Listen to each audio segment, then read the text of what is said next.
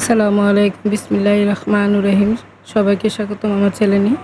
আজকে আমি সকালে নাস্তার ভিডিওটা করি নাই, কারণ আজকে সকালে আমরা নাস্তা বানাই নাই। সকালে চা বিস্কিট খেয়েছিলাম, সেটা ভিডিও করা হয় নাই। শরীরটা তেমন একটা ভালো না।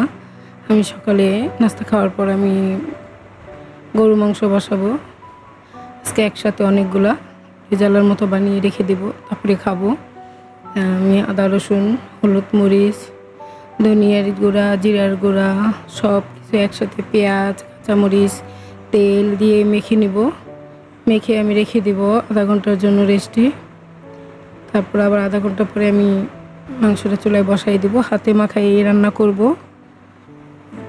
আজকে আমি গরুর মাংসে কোনো গরম মশলার গুঁড়া ব্যবহার করি নাই। ছোট্ট একটা ভিডিও দিব। শরীরটা তেমন একটা ভালো না, এই জন্য গরমে খুব অস্থির হয়ে গেলাম। এই জন্য আধা ঘন্টা পরে দেখো আমার ভাতটাও হয়ে গেছে। আমি পাশে চুলায় বসাই দিছি, কুকারে ভাতটা হয়েছে। আর এখানে দেখো আমি ডালটাও ঘুটে নিয়েছি। আর এখানে আমার গরু মাংস তরকারিটাও বসাই দিছি। বলক এসে পড়ছে, এই দেখো বলক আসতেছে। তা হয়ে যাওয়ার পর আমি এগুলো করে নিব। এই দেখো আমার আয়াত এসে রান্নাঘরে দাঁড়ায় দাঁড়ায় বলতেছে, দাদি আমারে কুলে নাও, দাদি আমারে কুলে নাও।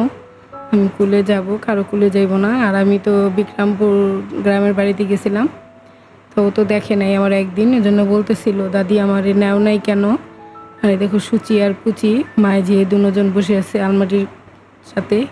আর যে ফাতেমা দেখতেছিল আর দাদারে ডাকতেছিল। দেখো বৃষ্টি বৃষ্টি ভাব, কিন্তু বৃষ্টি হচ্ছে না। বৃষ্টিটা হলে একটু ভালোই হতো। প্রচুর গরম ছাড়ছে।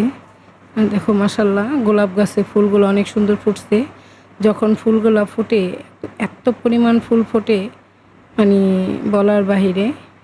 আর আমার সুচি এখানে বসে বসে আমার মরিচ গাছটা মেরে ফেলছে, মরেই গেছে। আর আয়াত আবার আসছে, গরমের জন্য গেঞ্জি পরে না। এই দেখো আমাদের জোবাইদা, আমার ছোটো ভাইয়ের মেয়ে আসছে। ওরা আইসক্রিম খাইব, তিনজন বায়না ধরছে আমরা আইস ললি খাবো। জোবাইদা ও আমার দাদি বলে, কারণ আমার নাতি নাতকু জন্মের পর দাদা দাদিরে তো দেখে না, এই জন্য আমার এই দাদি বলে। আমার ডালটাও হয়ে গেছে, ডালটা বাগার দিয়ে নিতেছি। বাগার দেওয়া হয়ে যাওয়ার পরে আমার মাংসটাও মোটামুটি হয়ে গেছে। তা আমার মা তো অনেক ছোটোবেলায় মারা গেছে।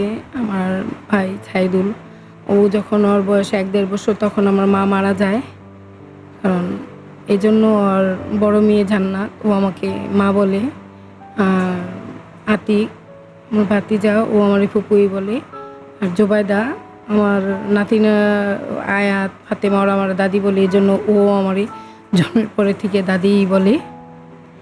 পরে অনেকেই বলে, তুমি আর এটা ফুবু, বলে না এটা আমার দাদি। তা আমি অনেকে বলি ঠিক আছে। দেখো আমি পোলাওটা বসাই দিছি, অল্প করে পোলাও রান্না করলাম।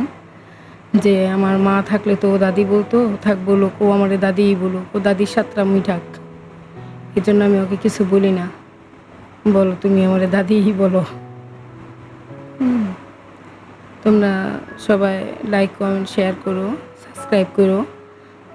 তোমরা মনে কিছু করো না। আমি অনেক ভিডিওতেই ঠিকমতো দিতে পারতেছিলাম না। এদিক দিয়ে ঈদ গেল, আবার একদিন গ্রামের বাড়িতে বেড়াতে গেলাম, একটু প্রয়োজন ছিল, এই জন্য গেছিলাম।